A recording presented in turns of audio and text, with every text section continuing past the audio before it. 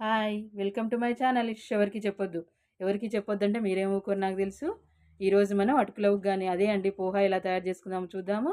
దానికి మందం అటుకులు, నిమ్మకాయ, ఉల్లిగడ్డ, పచ్చిమిర్చి, కొంచెం నూనె, కొంచెం ఉప్పు, కొంచెం పసుపు ఉంటే సరిపోతుంది. ఈ విధంగా కట్ చేసి పెట్టుకుందాం ఉల్లిగడ్డ, పచ్చిమిర్చిని. తర్వాత ఒక బాండీ తీసేసుకొని వేడైన తర్వాత కొంచెం జీలకర్ర, కొంచెం ఆవాలు, కొంచెం కరివేపాకు, కొంచెం వట్టిమిర్చి, అలాగే కొంచెం పసుపు కూడా యాడ్ చేస్తామండి ఇప్పుడే. తర్వాత కట్ చేసి పెట్టుకున్న ఉల్లిగడ్డలు, పచ్చిమిరపకాయలు కూడా యాడ్ చేసి మూత పెట్టేసుకుందాము. అప్పుడప్పుడు మధ్యలో కలుపుతూ ఉండండి ఒకసారి. ఇది ఎక్కడికన్నా పోయే ముందు తొందరగా ఒక 5 నిమిషాల్లో అవుతుందంటే ఒప్పుకోవచ్చండి. ఆల్రెడీ కట్ చేసి పెట్టుకొని ఉంటే తొందరగా అవుతుంది. టేస్ట్ ఉంటుంది. మనకు పని తక్కువ అవుతుంది.